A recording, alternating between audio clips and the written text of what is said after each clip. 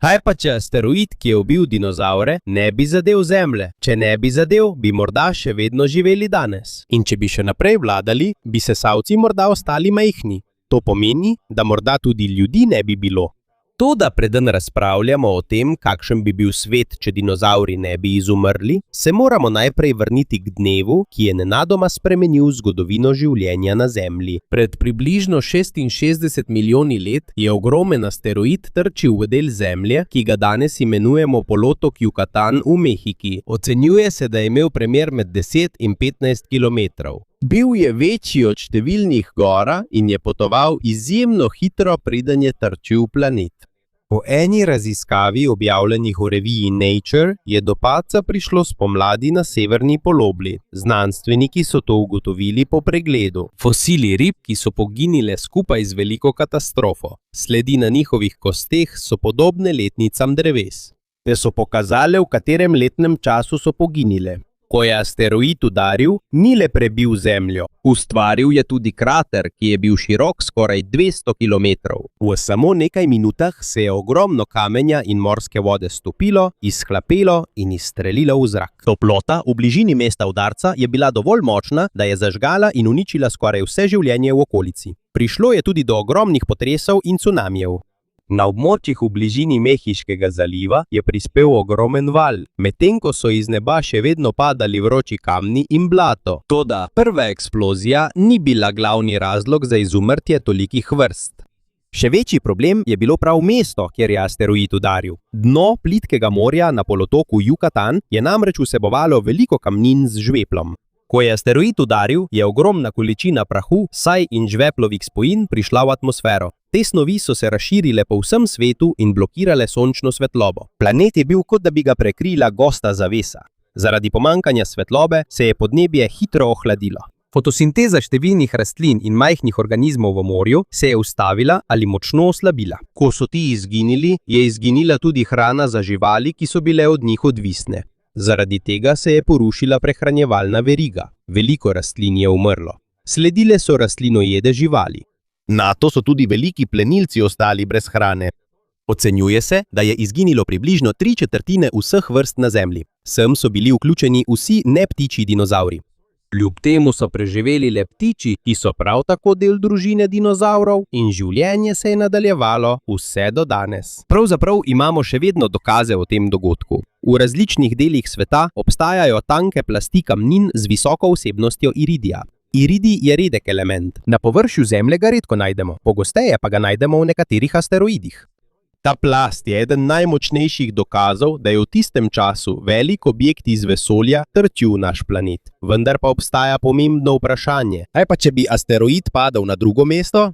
Obstajajo študije, ki pravijo, da je bil vpliv tako velik, ker je asteroid udaril na območje, bogato z žveplom in kamninami, bogatimi z ogljikom. Če bi padel na območje, kjer je teh materialov manj, bi se v atmosfero dvignilo manj delcev. Škoda v atmosferi bi bila verjetno še vedno huda. Vendar morda ne bi uničil celotnega ekosistema planeta. To pa ne pomeni, da bi zagotovo vsi dinozavri preživeli, če bi asteroid padel v globoko morje. Asteroid je bil namreč še vedno izjemno velik in bi zagotovo povzročil močan cunami, potrese in spremembe podnebja. Vendar je možno, da bi umrlo manj živih bitij. In če bi preživelo dovolj dinozavrov, bi se lahko ponovno razmnožili in ostali prevladujoče živali na kopnem. Kaj pa, če bi nekateri dinozavri preživeli in dosegli naš čas?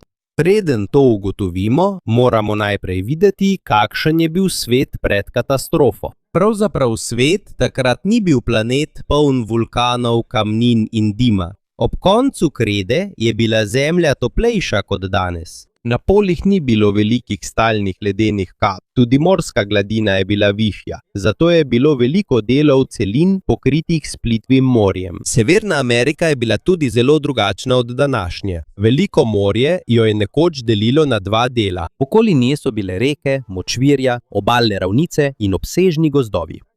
Dinozavri so živeli skoraj v vseh vrstah okolja. Bili so majhni dinozavri, veliki kot kokoši, bili so hitri plenilci, bili so dinozavri s kljuni, rogi, oklepom in dolgimi vratovi. In bile so vrste, ki so bile težje od nekaterih sodobnih slonov. Ena najpomembnejših krajev, ki nam daje jasno sliko tega obdobja, je formacija Hell Creek. To je obsežna kaminska formacija, ki se nahaja na območjih Montane, Severne Dakote, Južne Dakote in Wyominga.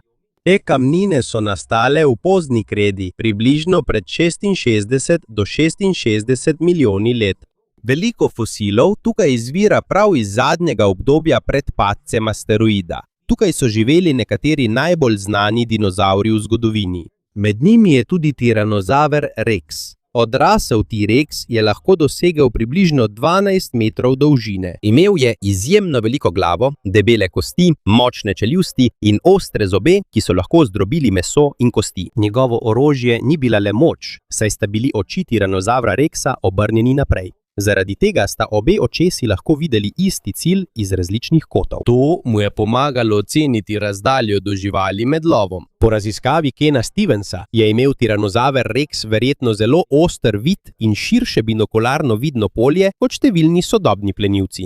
Toda natančna razdalja in ostrina njegovega vida sta le oceni, ki temeljita na obliki lobanje in primerjavah z živimi živalmi. To pomeni, da ni res, kar pogosto prikazujejo v filmih, da te tiranozaver ne bo videl, če se ne premikaš. Velika je verjetnost, da bi tiranozaver jasno videl žival, ki teče, pa tudi človeka, ki mirno stoji. Vendar tudi plen, ki ga je lovil, ni bil lahek. Eden največjih rastlinojedcev na tem območju je bil Triceratops. Dosegel je lahko skoraj 9 metrov dolžine. Imel je velik kostni ovratnik na zadnjem delu glave in 3 roge, ki jih je lahko uporabil proti plenilcem.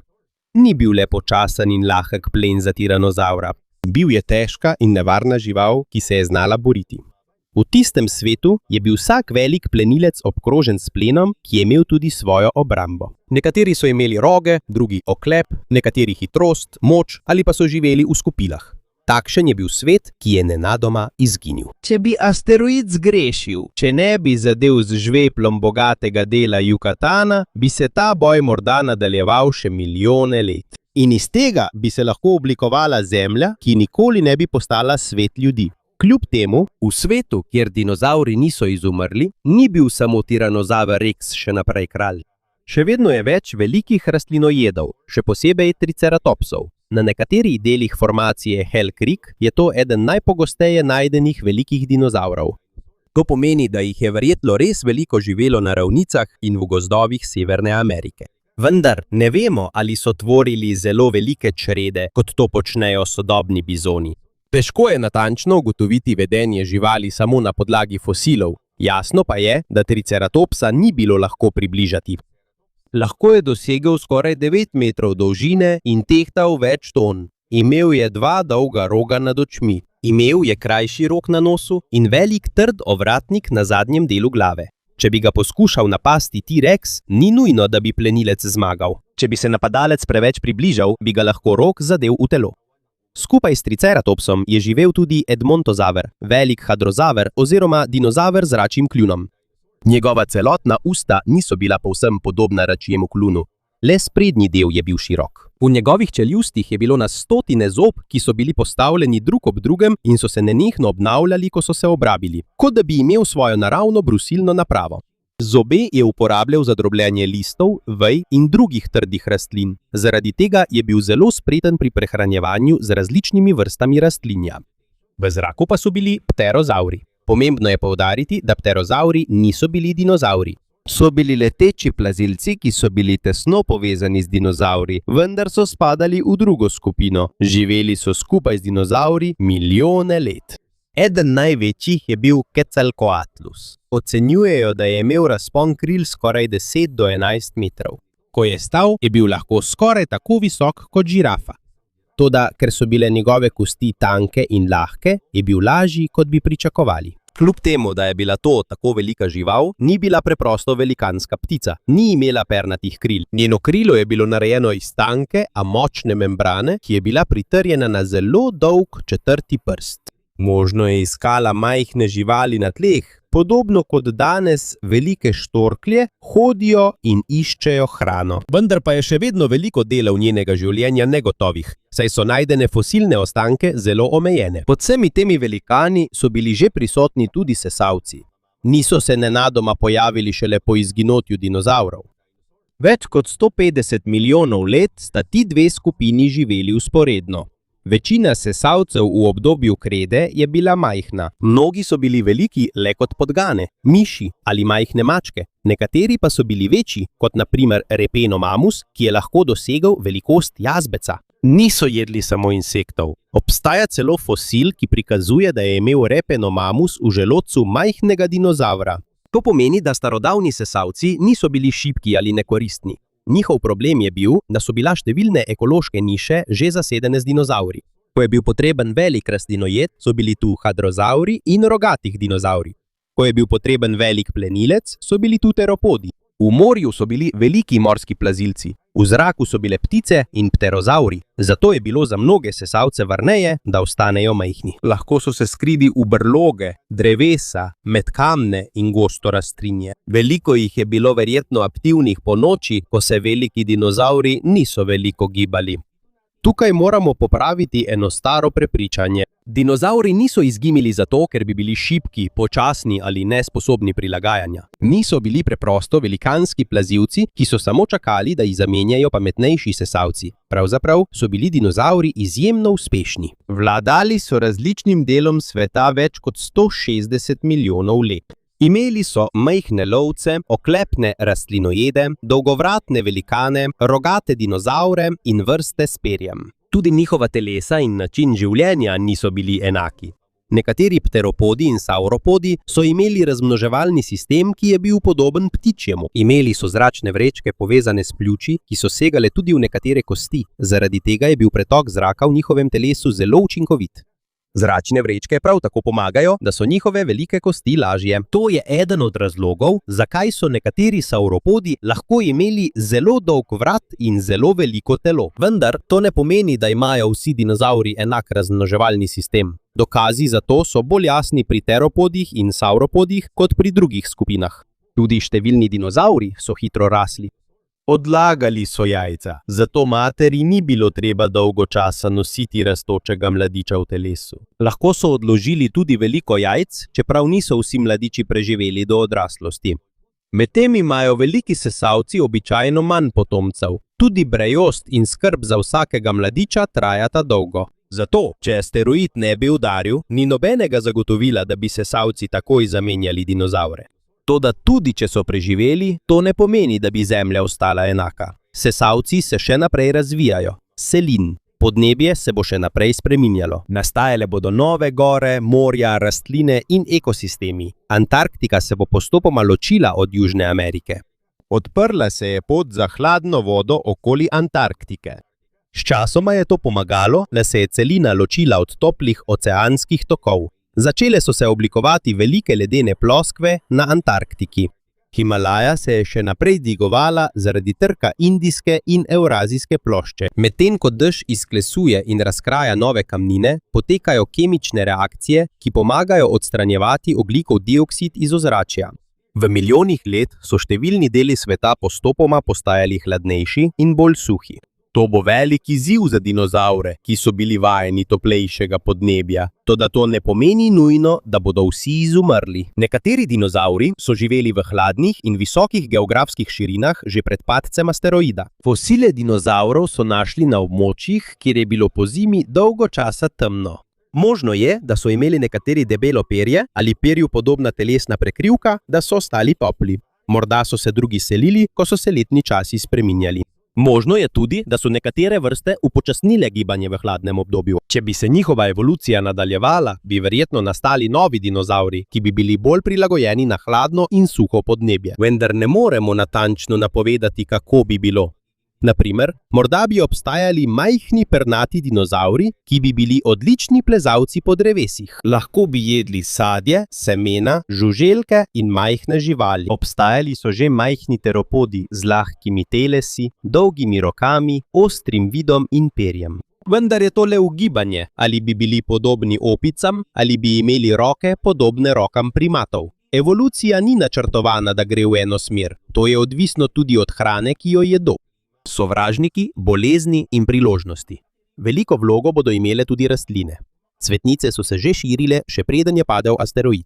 Veliko jih uporablja cvetove, da privabijo opraševalce, in sadje, da razširijo svoja semena. Ko žival poje sadje, lahko odnese seme stran od matične rastline. Nato lahko nova rastlina zraste na drugem mestu. Obstajajo tudi dokazi, da je bila trava že v času dinozavrov. Sledi trave so bile najdene v fosiliziranem iztrebku nekaterih dinozavrov. Toda travnata prostranstva, ki jih danes vidimo, se je razširila šele kasneje. Če bi bili dinozavri še živi, bi se morali prilagoditi spremembi prehrane. Vrste, ki so navajene le na eno vrsto rastline, bi lahko izumrle.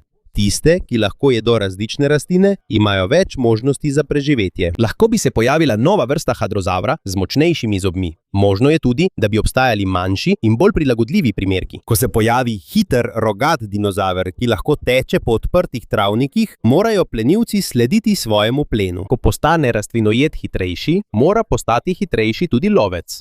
Ko postane plen manjši, se lahko zmanjšajo tudi nekateri plenilci. To ne pomeni, da bodo vsi postajali vedno večji. Včasih je manjše telo bolj koristno. Potrebujejo manj hrane, lažje se skrijejo in hitreje se razmnožujejo. Približno pred 56 milijoni let se bodo soočili z novo veliko spremembo. Temu pravimo paleocensko-eocenski toplotni maksimum. V kratkem obdobju, glede na geološke meritve, je veliko ogljika vstopilo v ozračje in oceane. Povprečna temperatura sveta se je dvignila za nekaj stopinj. V resnični zgodovini so se spremenili gozdovi, morja in življenjski prostori mnogih živali. Nekatere vrste so se preselile, zmanjšale telesno velikost ali izginile. Če bi bili tam še vedno neptiči dinozavri, bi se tudi oni soočili z enakimi težavami. Nekatera tropska območja bi lahko postala preveč vroča za velike živali. Morali bi se preseliti proti severu ali jugu, poiskati vodo ali biti aktivni v hladnejših delih dneva. Ni nujno, da bi bolje prenašali vročino kot sesavci. Velika telesa se počasneje segrevajo, a tudi počasneje ohlajajo. Ko je okolje prevroče, ima lahko orjaška žival težave z oddajanjem toplote iz svojega telesa. Mejni pernati dinozavri pa so lahko uporabljali svoje perje kot zaščito pred mrazom. Toda v izjemni vročini so morali najti tudi način, da se ne pregrejejo. To pomeni, da bodo nekateri dinozavri preživeli, drugi pa bodo izginili. Tako deluje evolucija. To ne reši celotne skupine. Preživijo tiste vrste, ki imajo lastnosti primerne za novo okolje. V oceanih pa je še težje napovedati, kaj se bo zgodilo. Če bi mosazaveri in plesiozaveri preživeli trk z asteroidom, bi lahko še naprej obstajali kot veliki morski plenilci. Mosazaveri niso morski dinozavri. So velike morske kuščarje, ki so bližje skupini kač in varanov. Nekateri so presegali 10 metrov v dolžino in so lovili ribe, želve, amonite ter druge morske plazilce.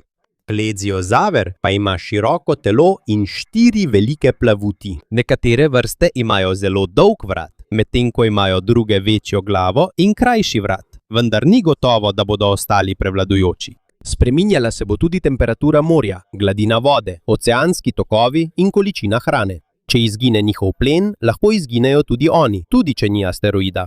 Če bi preživeli, morda kiti, delfini in tjulnji ne bi imeli enakih možnosti, da bi zrasli in se razmnoževali. Njihovi sesalski predniki bi morda ostali majhni in blizu obale. Najboljši položaji v oceanu bi bili že zasedeni z morskimi plazilci. V zraku bi se pterozavri morali spopadati z nenehnim povečevanjem števila ptic. In treba je poudariti, da tako ptice kot pterozavri letijo, toda niso ista skupina. Ptice so pravi živi dinozavri, pterozavri pa so ločena vrsta plazilcev. Majhne ptice so morda boljše pri hitrem obračanju v gozdu. Veliki pterozavri pa so morda ostali odlični pri letenju nad morjem in odprtimi površinami. Sčasoma bi si razdelili nebo.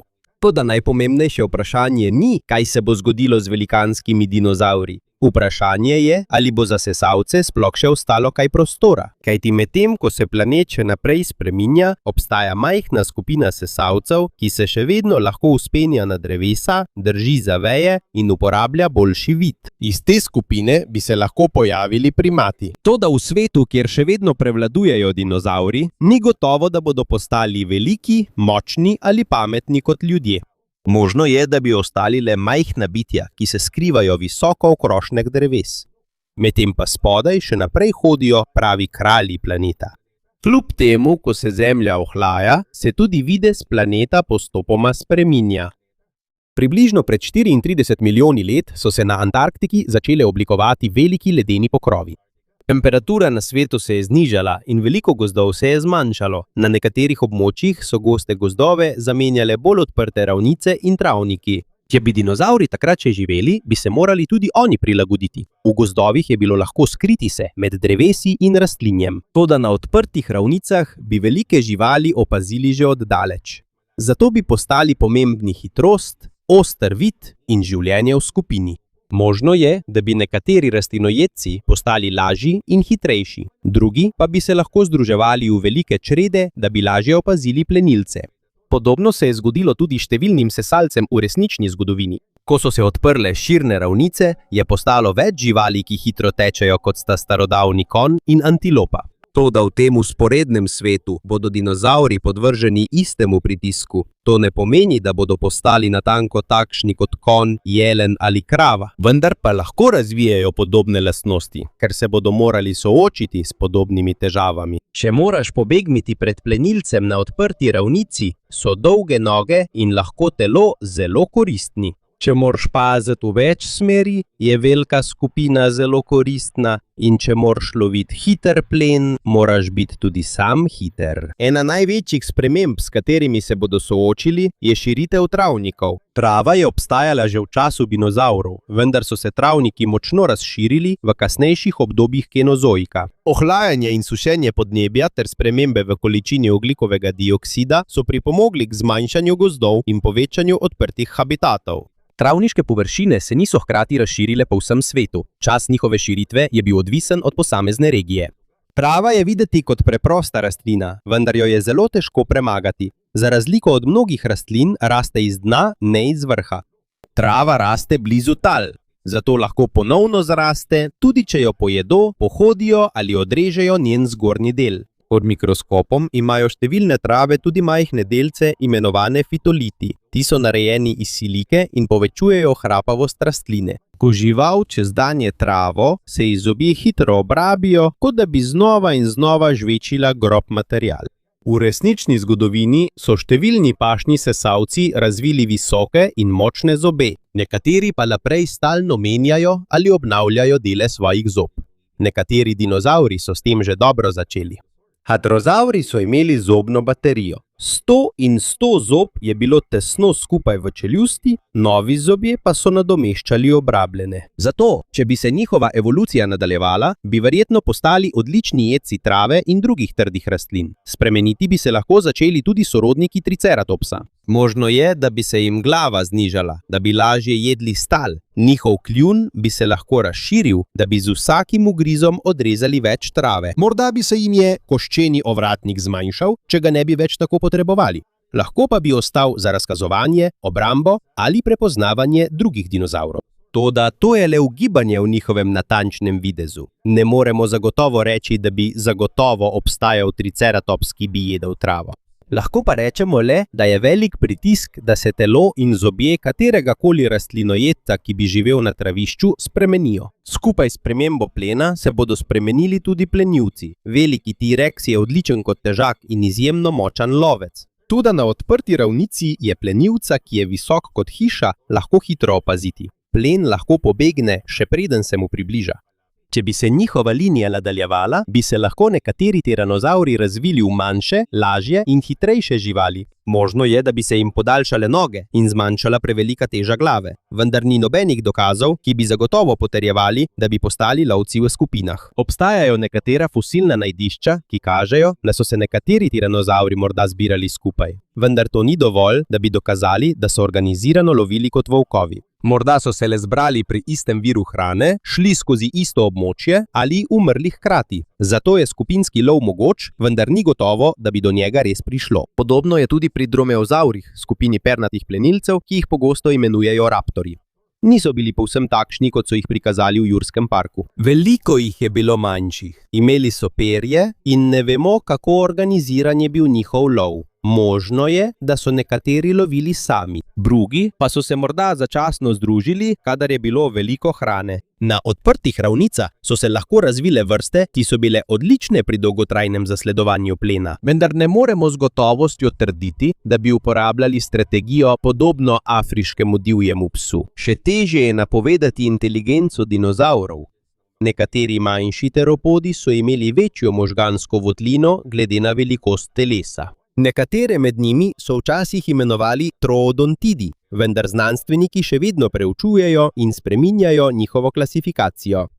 Velika možganska votlina še ne pomeni samodejno, da bi bili tako pametni kot ljudje. Tudi oblika fosilne lobanje ni dovolj, da bi ugotovili, ali so bili sposobni prevarati, povzročati bolečino, načrtovati zapletene napade ali uporabljati različna orodja. Leta 1982 je paleontolog Dale Russell izdelal model, ki ga je poimenoval dinosauroid. To je bilo le špekulativno bitje, ki bi se lahko razvilo, če bi se evolucija inteligentnega pteropoda nadaljevala. Bitje je bilo pokončno kot človek, a je imelo plazilske značilnosti. Vendar je veliko znanstvenikov to kritiziralo, ker predpostavlja, da mora visoka inteligenca nujno voditi do telesa podobnega človeškemu. To ni pravilno. Vrana in papiga sta inteligentni, a še vedno izgledata kot ptici. Hobotnica zna uporabljati predmete in reševati preproste probleme, čeprav nima kosti in je njeno telo povsem drugačno od človeškega. Zato, tudi če bi se pojavil bolj inteligenten dinozaver, bi najverjetneje še vedno imel obliko dinozavra. Verjetno bi še vedno imel rep, perje, dve nogi in roke, ki lahko prijemajo. Vendar ne vemo, ali bi lahko izdelal orodja, jezik, mesta ali napredno tehnologijo. Tudi ni nujno, da bi evolucija pripeljala do bitja, kot smo mi. Človeška inteligenca se je razvila zaradi zelo dolgega niza sprememb. Sem spadajo življenje primatov na drevesih, uporaba rok za prijemanje, hoja po dveh nogah, sodelovanje v skupini, skrb za potomce, uporaba orodij in stalno učenje od drugih ljudi. Če bi spremenili le en velik del te zgodovine, bi lahko dobili povsem drugačen rezultat. In v svetu, kjer bi še vedno prevladovali veliki dinozavri, sesalci morda ne bi dobili prostora, ki so ga potrebovali, da bi zrasli in se razširili. Še vedno bi lahko živeli po noči, na drevesih, v rovih in na mestih, kamor veliki dinozavri niso mogli priti. Možno bi se pojavil tudi sesalec, ki bi bil spreten pri oprijemanju vej in imel oči obrnjene naprej. Toda to še ne pomeni, da bi se človek zagotovo pojavil. Pred približno 2 do 2,5 milijonoma let so se na severni polobli začela še izrazitejša obdobja izmenjav hladnega in toplejšega vremena. Velike ledenike so se večkrat širile in krčile. Spreminjala se je morska gladina, reke, gozdovi in življenjski prostor živali. V resničnem svetu so se pojavile živali, ki so bile dobro prilagojene na mraz, kot so volnati mamut, volnati nosorog in druge živali z gosto dlako. Če bi dinozavri še vedno živeli, bi lahko obstajale tudi vrste, ki bi lahko preživele. Na snegu in hladnih ravnicah obstaja dober razlog za takšno razmišljanje. Fosil dinozavra so našli v formaciji Prince Creek na Aljaski. Dinozavri so tam živeli na visokih geografskih širinah, kjer je bila pozimi dolga tema in hladnejše podnebje v primerjavi z večino delov krede. Obstajajo tudi dokazi o mladičih dinozavrov, zato je mogoče, da niso le prehajali skozi. Morda so celo leto živeli in se razmnoževali v arktični regiji. To ne pomeni, da so živeli v enaki mrazoti kot današnja Aljaska. Svet je bil takrat toplejši. Vendar to kaže, da niso bili vsi dinozavri omejeni na tropsko podnebje. Veliko teropodov je imelo tudi perje.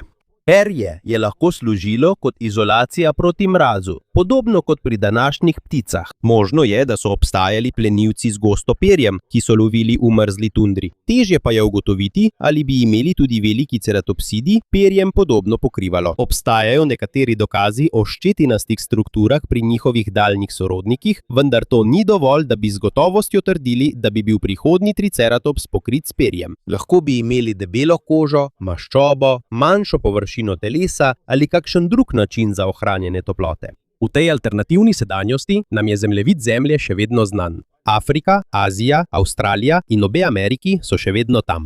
Še vedno so tam Himalaja, reka Amazonka, Sahara in Tihi ocean. Toda živali so povsem drugačne. V Afriki bi lahko živeli rogati dinozavri, ki se pasejo po obsežnih travnikih. Na robu črede pa bi morda pernata pteropoda čakala na šibko ali mlado žival. V Južni Ameriki bi lahko obstajale linije dinozavrov, ki jih ne bi našli na drugih celinah, saj je bila regija dolgo časa ločena. V Avstraliji bi lahko obstajale vrste, ki so tako nenavadne kot kenguru in kljunaš v našem svetu. Na nebu bi lahko še vedno skupaj leteli ptice in pterozauri. Majhne ptice bi se lahko bolje prilagodile gozdovom, medtem ko bi veliki pterozauri prevladovali na odprtih površinah, obalah in oceanih. V morju bi lahko obstajali tudi potomci mozazavra in pleziozavra, vendar ni pravilno reči, da bi zagotovo obstajal mozazaver, velik kot modri kit, ali pleziozaver, ki bi jedel kril. Nimamo neposrednih dokazov, ki bi povedali, v katero smer bi šla njihova evolucija v 66 milijonih let. Nekateri bi se morda povečali, nekateri bi se lahko zmanjšali, lahko pa bi tudi celotna skupina izginila zaradi sprememb v prehrani, podnebju, boleznih ali konkurenci. Svet brez ljudi tudi ni samodejno tišji ali varnejši. Še vedno bi bili vulkanski izbruhi, požari, potresi, suše, bolezni in naravno izumrtje. Živali bi se še vedno borile za hrano in zatočišče, toda ne bi bilo mest, avtocest, tovarn, letal in velikih ladij, ki bi prečkale oceane. Tudi ne bi bilo množičnega kurjenja premoga, nafte in plina, kar je povzročil sodobni človek. Zato se podnebne spremembe, ki jih povzroča človek, ne bi zgodile na način, kot ga vidimo danes. Tudi lova, onesnaževanja, krčenja gozdov in vnosa invazivnih vrst, ki so povzročili izginotje številnih živali v resničnem svetu, ne bi bilo. Vendar pa tudi ne moremo zagotovo trditi, da bi bila biotska raznovrstnost na alternativni Zemlji večja. V milijonih let bi se še vedno lahko zgodile številne naravne nesreče in izumrtja. Jasno je le, da bi bila smer razvoja povsem drugačna. In tukaj pride na plano najpomembnejša točka. Človek ni bil naprej določen, da se pojavi. Nismo samodejni končni rezultat evolucije. Oblikovali smo se zaradi številnih dogodkov, ki so se zgodili v pravem zaporedju. Eden najpomembnejših med njimi je izumrtje neptičjih dinozavrov. Ko se je v številnih ekosistemih sprostil prostor, so se sesalci hitro razmnožili in razvejili. Sčasoma so se pojavili primati. Nato so prišle človeku podobne opice, prvi človeški predniki, in na koncu Homo sapiens. Če do množičnega izumrtja ne bi prišlo, bi morda ostali majhni sesalci, ki se skrivajo na drevesih, ali pa sploh ne bi bilo vrste, kot smo mi. Tako asteroid ni končal le obdobje dinozavrov. Nenamerno je odprl tudi pot za naš pojav. A to ne pomeni, da so dinozavri neuspešni, ker niso postali ljudje. Vladali so Zemlji več kot 160 milijonov let. Prilagodili so se na gozdove, puščave, reke, obale in hladna območja. In tudi popolnoma niso izginili. Ptice, ki jih danes vidimo, so del njihove živeče linije. Ob vsakem letu orla, teku noja in kokodakanju kokoši ostaja del sveta, ki so ga nekoč obvladovali dinozavri. Če bi asteroid zgrešil, morda ne bi bili tukaj, da bi razmišljali o tistem alternativnem svetu. Ne bi bilo človeka, ki bi gledal fosile, ne bi bilo znanstvenika, ki bi preučeval njihove kosti in ne bi bilo pripovedovalca, ki bi se spraševal, kaj bi se lahko zgodilo. Življenje bi se preprosto nadaljevalo, brez mest, brez ljudi in brez kogarkoli, ki bi vedel, da je bila celotna zgodovina Zemlje nekoč skoraj spremenjena.